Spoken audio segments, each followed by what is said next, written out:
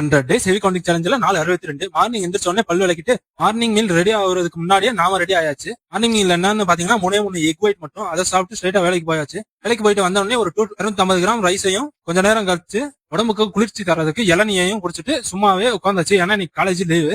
ஜிம்முக்கு போறதுக்கு முன்னாடியே 2 வாழைப்பழத்தை சாப்பிட்டு இன்னைக்கு ஜிம்முக்கு போயாச்சு. இன்னைக்கு என்ன ஒர்க் அவுட்ன்றத பாக்குறதுக்கு முன்னாடி ஹெவி கவுண்டிங்கோட 4th பிளஸ் பாயிண்ட் என்னன்னு பாத்துக்கலாம். 4th பிளஸ் பாயிண்ட் என்னன்னு பாத்தீங்கன்னா ஃபார்ம். இது எப்பயும் போல வளவலன்னு சொல்லாம முடிஞ்ச அளவு வேகமா புரியுற மாதிரியே சொல்லிடுறேன். நமக்கு ஏற்கனவே ஹெவி கவுண்ட்ல நம்ம ஃபார்ம் கரெக்டா போடுறதுனால நமக்கு அந்த ஹெவி வெயிட் போடும்போது ஃபார்ம் மாறாம கரெக்டா அந்த வெயிட்டுக்கான பிரஷர் வந்து நம்ம மசில்ல போய் சேரும். சோ இதுதான் ஹெவி கவுண்டிங்கோட 4வது பிளஸ் பாயிண்ட். இன்னைக்கு எனக்கு கதைக்கு வந்துடும். இன்னைக்கு என்ன ஒர்க் அவுட்னு பாத்தீங்கன்னா செஸ்ட்ல மொத்தம் 5 வேரியேஷன். எப்பயும் போல ஒவ்வொரு வேரியேஷனுக்கும் 4 செட் 50 கவுண்ட். சோ 5வது வேரியேஷன் வந்து கேபிள்ல லோயர் ஃபிளேஸ் தான். சோ அதை நான் வீடியோ எடுக்க மறந்துட்டேன். அதை முடிச்சுட்டு ஆப்ஸ்க்கு ஒரு வேரியேஷன், அதுலயும் 3 செட் 50 கவுண்ட். அதை முடிச்ச உடனே ஸ்ட்ரைட்டா கிளம்பி வீட்டுக்கு போனேன்னா அதான் இல்ல, ஸ்ட்ரைட்டா கிளம்பி வாக்கிங் பிளேஸ்க்கு போயாச்சு. மார்னிங் எந்திரிக்க கொஞ்சம் லேட் ஆனதுனால 1 hour ஃபாஸ்டர் கார்டியோ நைட் வந்து முடிச்சாச்சு. அதை முடிச்சுட்டு வீட்டுக்கு வண்டியில வந்தோடனே நைட்டுக்கு 4 இட்லியை மட்டும் சாப்பிட்டு இன்னைக்கு டே முடிச்சாச்சு. டே 63ல சந்திப்போம். டாடா.